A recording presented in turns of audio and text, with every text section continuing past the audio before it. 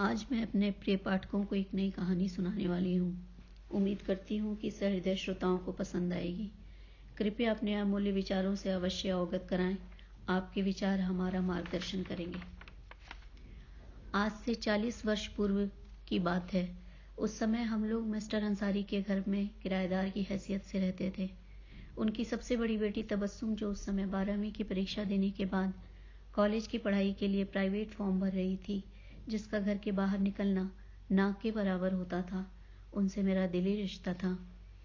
गर्मी की छुट्टियां चल रही थीं। मेरे घर में भी मामा और मौसी सपरिवार आए हुए थे। घर के गहमा गहमी के बीच भी दोपहर में जब ज़्यादातर घर के लोग सो जाते थे, तो मैं चुपके से तबस्सुम आपा से मिलने उनके घर चली जाया करती थी, जिसके पीछे लालच ये होता था कि वे खूब ऐतिहासिक उपन्यास पढ़ा करती थीं और मेरे जाने पर मुझे बड़े ही रोचक ढंग से उन कहानियों को सुनाया करती थीं।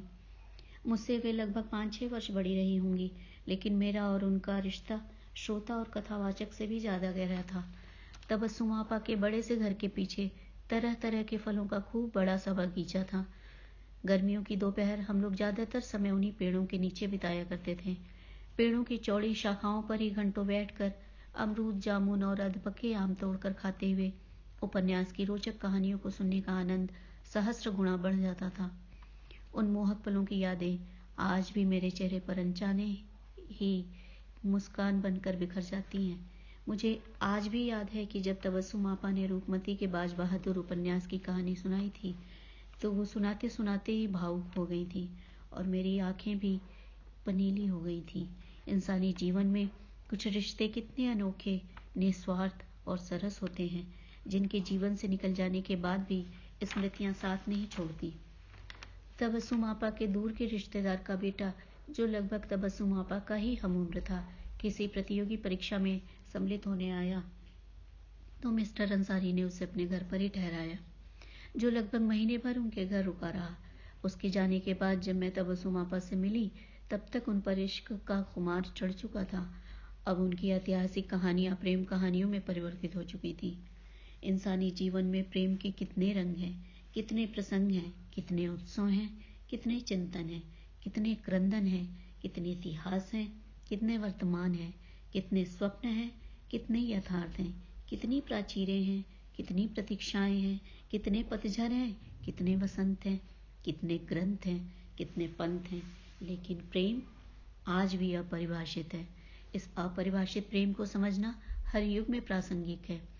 तबस्सुम आपा के इश्क की बात अबूजान यानी मिस्टर अंसारी को लग गई। फिर क्या था? तबस्सुम आपा को बहुत डराया धमकाया गया।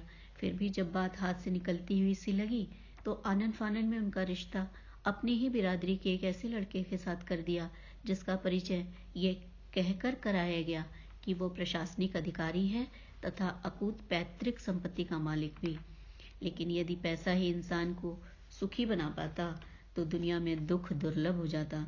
बहरहाल, आसिफ खान के साथ शादी करके तबस्सुम आपा ससुराल पहुंची, लेकिन यहाँ तो आसिफ मियाँ की भाभी जान का साम्राज्य चलता था।